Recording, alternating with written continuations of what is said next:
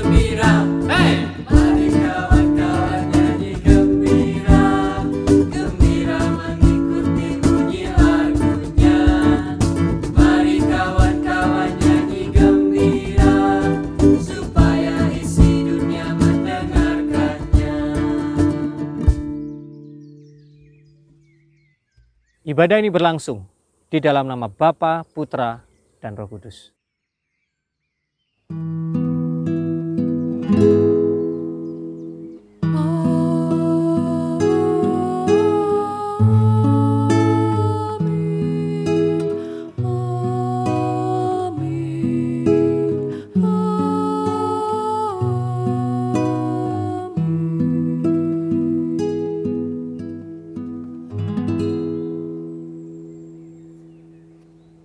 Tuhan beserta saudara.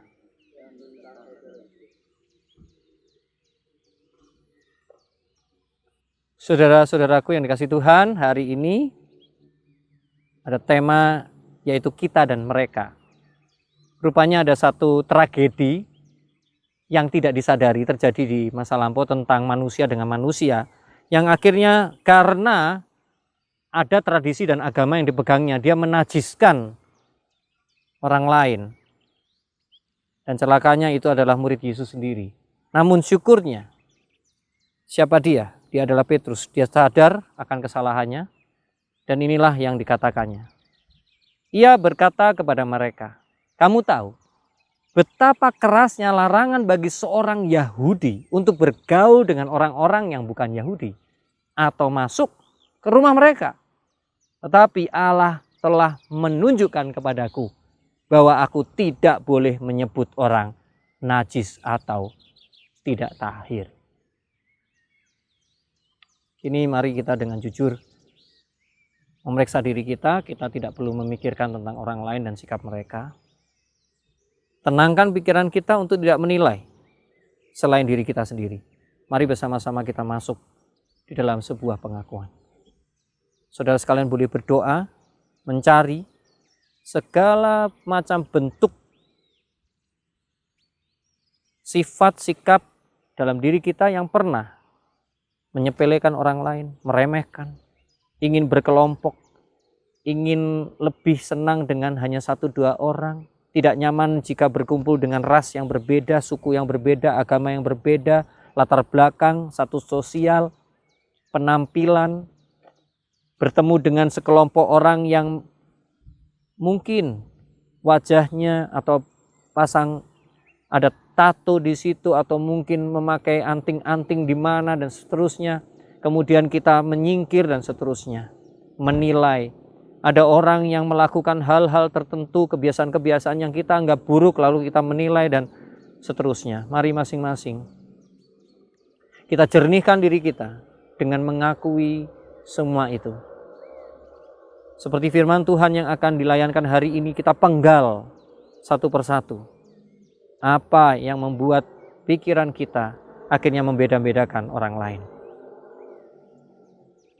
Masing-masing menyampaikannya dengan tulus kepada Tuhan pengakuannya.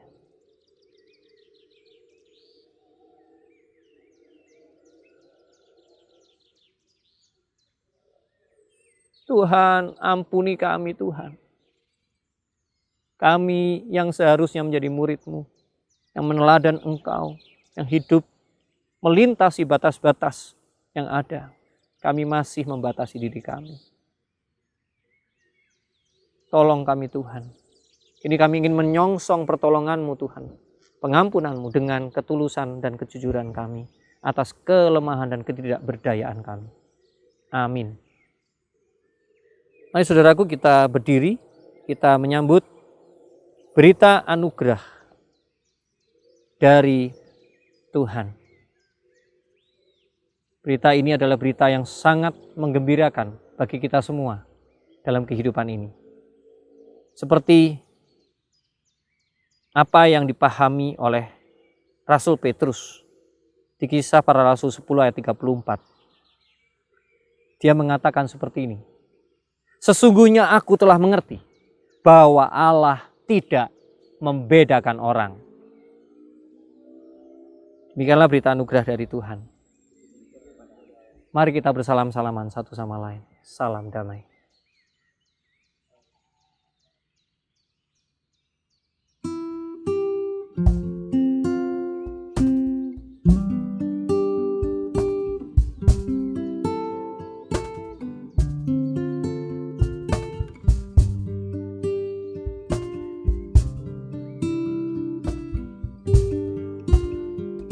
Di saat ini ku datang Tuhan, ku datang bersujud padamu.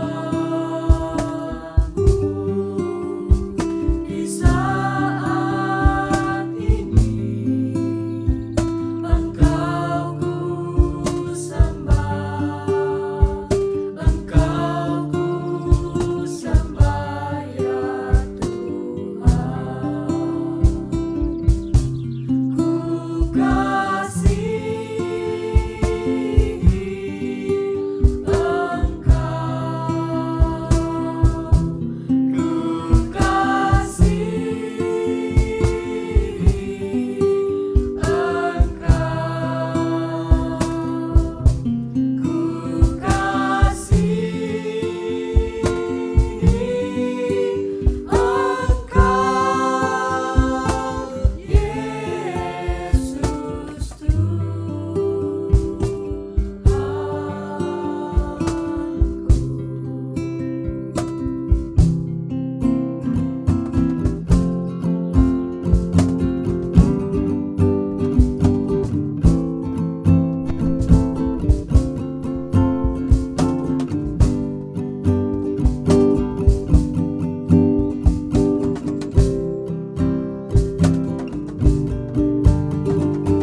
saat ini dengarlah Tuhan, dengarlah seruan doaku. Di saat ini ku mohon Tuhan, ku mohon belas kasih-Mu. Ku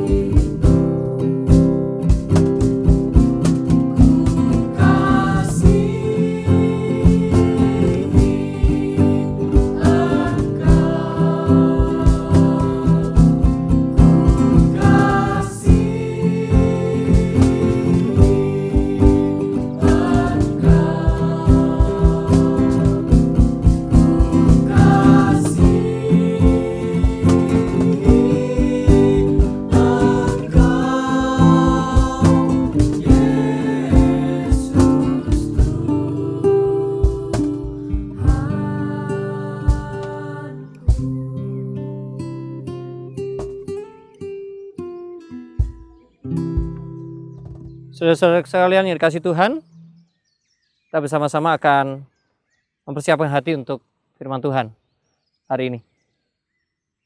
Ya Tuhan kami Yesus Kristus, hanya di dalam hadirat-Mu hidup kami menjadi semarak. Hidup kami menjadi lebih mengerti arti dari kenapa kami hadir di bumi ini. Mengerjakan tanggung jawab kami. Kini kami ingin melandasi kehidupan kami dengan firman-Mu. Kami percaya melalui kuasa Roh Kudus, Engkau akan menuntun kami. Amin. Kita bersama-sama akan membaca dari Markus 9 ayat 38 sampai yang ke-50. Kata Yohanes kepada Yesus, "Guru, kami lihat seorang yang bukan pengikut kita mengusir setan demi nama-Mu. Lalu kami cegah orang itu karena ia bukan pengikut kita." Tetapi kata Yesus, "Jangan kamu cegah dia, sebab tidak seorang pun yang telah mengadakan mujizat demi nama-Ku dapat seketika itu juga mengumpat Aku. Barang siapa tidak melawan kita, ia ada di pihak kita. Aku berkata kepadamu, sesungguhnya Barang siapa memberi kamu minum secangkir air oleh karena kamu adalah pengikut Kristus, ia tidak akan kehilangan upahnya. Barang siapa menyesatkan salah satu dari anak-anak kecil yang percaya ini, lebih baik baginya jika sebuah batu kilangan diikatkan pada lehernya, lalu ia dibuang ke dalam laut. Dan jika tanganmu menyesatkan engkau, penggalah. Karena lebih baik engkau masuk ke dalam hidup dengan tangan kudung daripada dengan utuh kedua tanganmu dibuang ke dalam neraka, ke dalam api yang tak terpadamkan. Di tempat itu ulatnya tidak akan mati dan apinya tidak akan padam. Dan jika kakimu menyesatkan engkau, penggalah. Karena lebih baik engkau masuk ke dalam hidup dengan timpang daripada dengan utuh kedua kakimu dicampakkan ke dalam neraka. Di tempat itu ulatnya tidak akan mati dan apinya tidak akan padam. Dan jika matamu menyesatkan engkau, cungkilah. Karena lebih baik engkau masuk ke dalam kerajaan Allah dengan bermata satu daripada dengan bermata dua, dicampakkan ke dalam neraka, di mana ulat-ulat bangkai tidak mati dan api tidak padam. Karena setiap orang akan digarami dengan api. Garam memang baik, tetapi jika garam menjadi hambar, dengan apakah kamu mengasinkannya? Hendaklah kamu selalu mempunyai garam dalam dirimu dan selalu hidup berdamai seorang dengan yang lain. Demikianlah Injil Yesus Kristus. Yang berbahagia adalah kita semua yang memegang dengan teguh firman Tuhan. Haleluya, haleluya,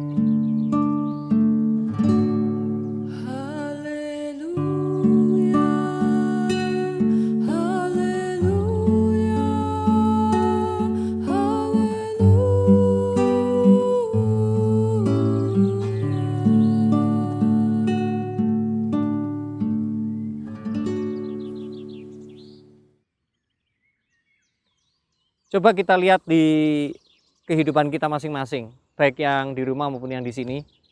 Kita sering juga enggak atau pernah enggak kita menemukan bahwa dalam berteman saja kita akan cenderung mencari orang-orang tertentu yang kita nyaman, dan akhirnya satu sama lain enggak nyaman ketika mulai ada yang pendatang atau mungkin ada kelompok lain.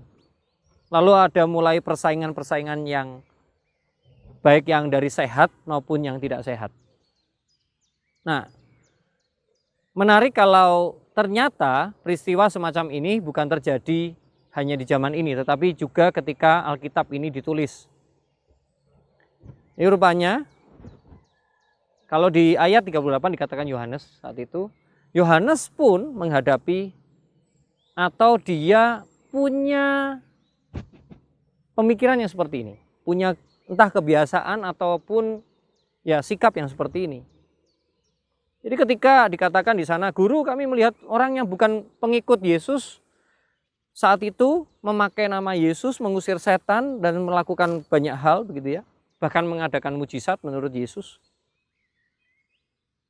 Dan kemudian sampai-sampai mereka ingin mencegah, ingin nyetop dan sebagainya kelompok itu. Bukankah ini suasana yang tidak menyenangkan? Dan menurut Yesus mungkin bahkan menyedihkan.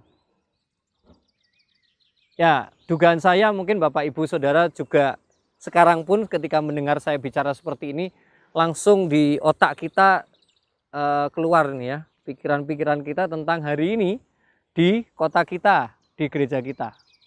Baik di dalam gereja kita sendiri, ya entah mungkin terkelompok karena, maaf ini kenyataan, suku, kemudian mungkin karena status sosial, ya, ekonomi, atau mungkin yang lain gitu ya, walaupun tidak semua.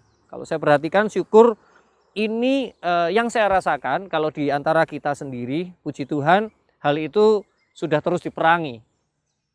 Namun bibit-bibit itu masih ada, kalau kita mau jujur, ya.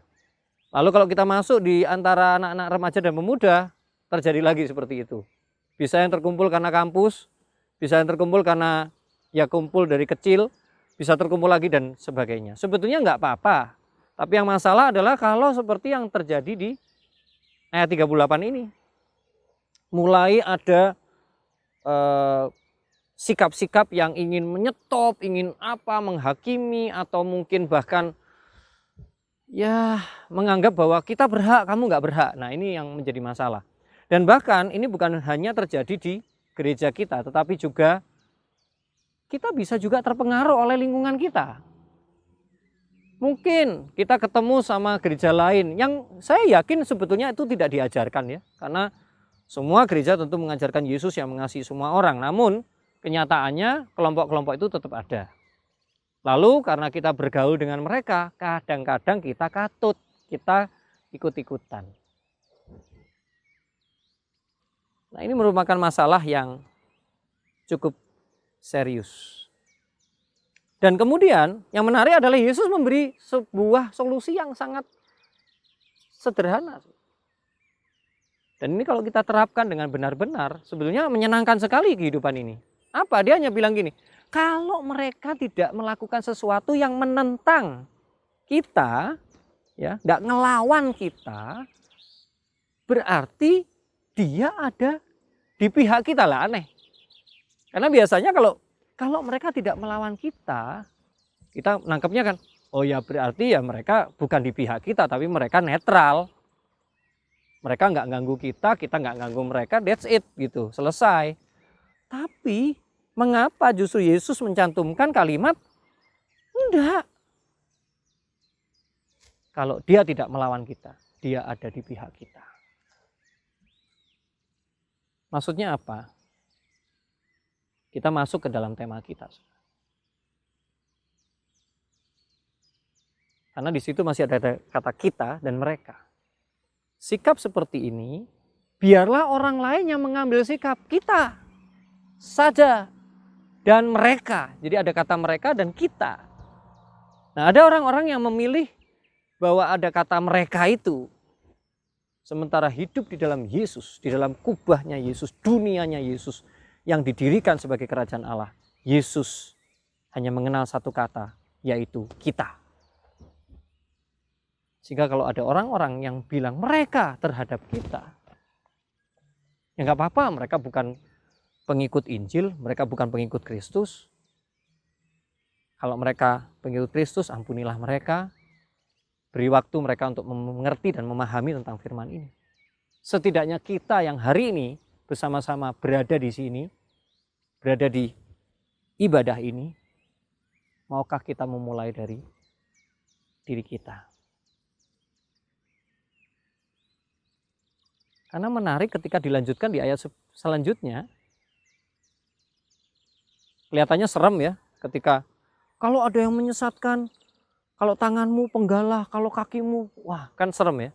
Tapi sebetulnya adalah caranya gimana sih supaya kita bisa berpikir kita ya, bahkan untuk lingkungan, agama, suku, keturunan, semua ada, semua hal. Ketika kita mengaku bahwa kita pengikut Kristus, hanya ada kata kita di antara kita,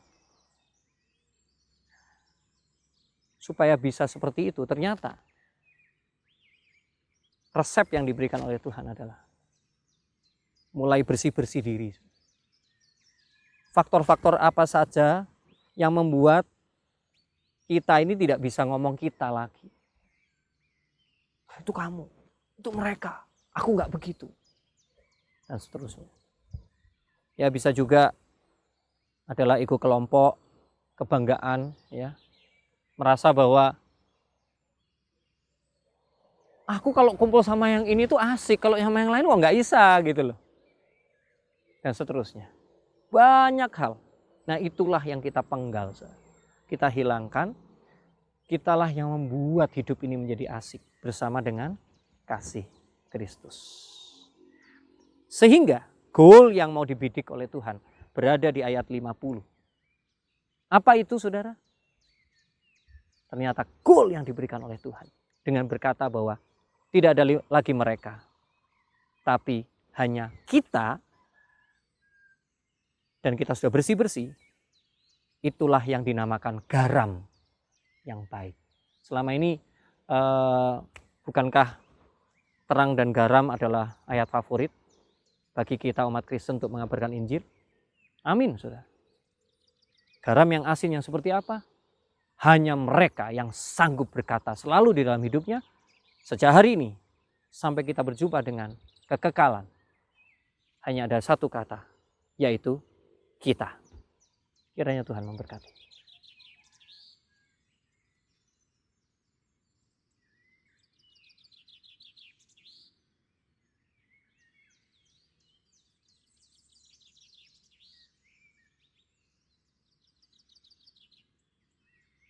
Mari saudara sekalian, dengan bangkit berdiri bersama kita mengikrarkan iman percaya kita demikian. Aku percaya kepada Allah, Bapa yang Maha Kuasa, yang langit dan bumi, dan kepada Yesus Kristus, Anak yang tunggal Tuhan kita, yang dikandung daripada Roh Kudus, dari anak darah Maria, yang menderita sengsara di bawah pemerintahan Pontius Pilatus, disalibkan, mati dan dikuburkan, turun ke dalam kerajaan maut. Pada hari yang ketiga, bangkit pula dari antara orang mati, naik ke surga, duduk sebelah kanan Allah, Bapa yang Maha Kuasa, yang dari sana yang akan datang untuk menghakimi orang yang hidup dan yang mati. Aku percaya pada Roh Kudus, gereja yang kudus dan am, persekutuan orang kudus, pengampunan dosa, kebangkitan orang mati, dan hidup yang kekal. Amin. Silahkan duduk. Mari kita menaikkan doa syafaat. Bapa yang di surga, kami teringat untuk orang-orang, teman-teman, sahabat-sahabat kami, keluarga kami yang hancur hatinya ketika mereka merasa disingkirkan, dibedakan, tidak diperhatikan. Karena ada faktor-faktor tertentu dalam dirinya menjadi faktor pembeda. Dan Tuhan, kami juga berdoa untuk mereka yang melakukannya karena terbawa oleh arus, terbawa oleh kebiasaan dan tradisi, dan masih berjuang terus berusaha untuk keluar darinya. Tuhan berkatilah agar kami sebagai umat-Mu dan terkhusus kami yang menjunjung nama Gereja Kristen Indonesia, yang artinya bahwa hanya ada satu payung, yaitu Indonesia sebagai negara kami, dan ada satu payung lagi yang besar dan universal, yaitu kami adalah makhluk hidup sebagai manusia. Maka ajar kami sebagai pengikut-Mu untuk benar-benar terus mengerjakan bagaimana diskriminasi, pembedaan ini benar-benar dilumat hancurkan. Sesuai dengan konfesi GKI yang sudah kami pegang, bahkan kami ucapkan, maka Tuhan berkatilah gereja ini agar terus berhasil menjunjung misinya, misi Injil sebagai garam yang tidak akan menjadi hambar. Untuk itu kami juga berdoa untuk para pegiat, mereka yang mempunyai patriotisme, nasionalisme, yang mencintai bangsa ini, merangkul perbedaan, dan menjunjung Pancasila. Biarlah kami semua terus diikat dalam tali kasih persaudaraan di tengah bangsa yang besar dan sangat berbeda-beda ini. Penghargaan toleransi menjadi salah satu pandu untuk kehidupan bersama, sehingga kami boleh hidup dengan indah, tenang, dan damai. Setiap doa ini kami naikkan bersama doa yang Engkau berikan.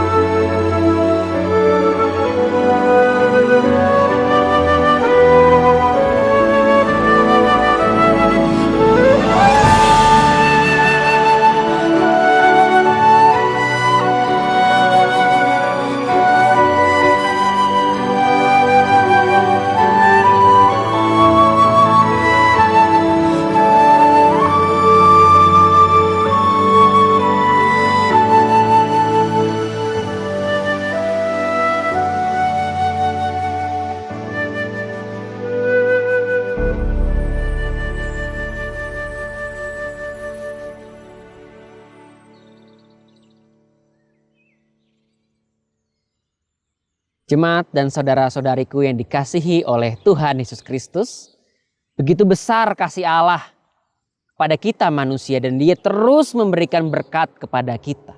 Memberikan banyak hal dan kini tiba saatnya bagi kita juga untuk memberikan yang terbaik pula kepada Allah. Mari, sekarang ini kita mau memberikan persembahan kepada Allah dan nas persembahan yang akan mendasari kita pada hari ini diambil dari 1 Yohanes 4 ayat 7 hingga yang ke-8. Firman Tuhan berkata, "Saudara-saudaraku yang kekasih, marilah kita saling mengasihi, sebab kasih itu berasal dari Allah. Dan setiap orang yang mengasihi lahir dari Allah dan mengenal Allah. Barang siapa tidak mengasihi, ia tidak mengenal Allah, sebab Allah adalah kasih."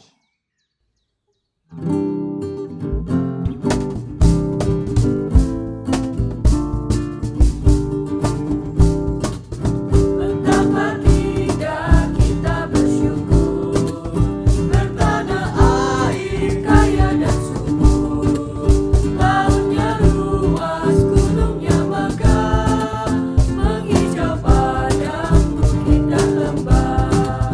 Itu semua berkat karunia Allah yang agung maha kuasa. Itu semua berkat karunia Allah yang agung maha kuasa.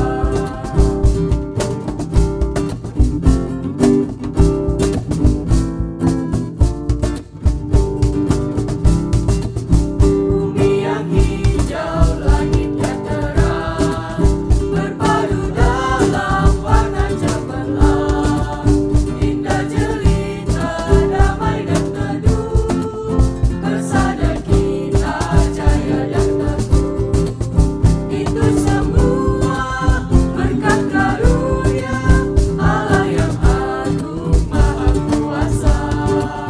Itu semua berkat karunia Allah yang agung maha kuasa. Jemaat Tuhan, mari kita bangkit berdiri. Mari kita berdoa. Ya Allah, sumber berkat, hanya karena berkat-Mu sajalah kami bisa hidup di dalam dunia ini. Dan hanya karena pertolongan-Mu lah kami bisa terus bertahan di tengah segala goncangan dan bencana serta tantangan yang ada. Tuhan, pada hari ini kami memberikan apa yang menjadi sebagian milik kami. Kiranya Engkau yang memberkati persembahan ini ya Tuhan. Engkau kuduskan sehingga menjadi sebuah persembahan yang harum di dalam mata-Mu. Inilah kami ya Tuhan. Kami memberikan persembahan ini hanya di dalam nama anak-Mu Tuhan Yesus Kristus yang sudah mati dan bangkit untuk kami semua. Amin.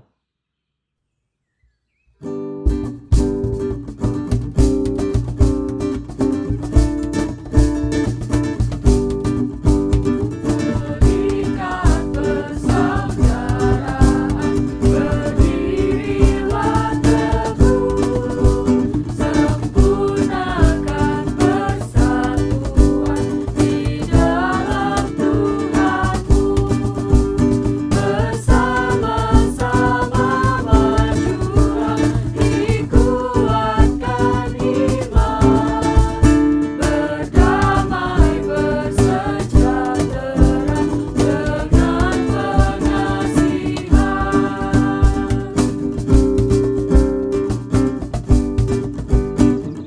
Masing-masing kamu diberi anugerah, supaya kamu bertekun dan rajin bekerja.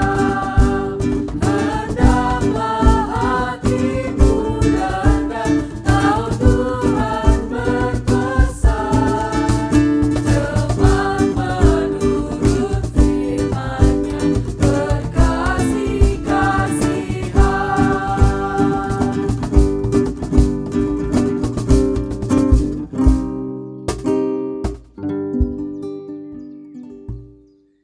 Pergilah dalam damai sejahtera untuk melayani Allah.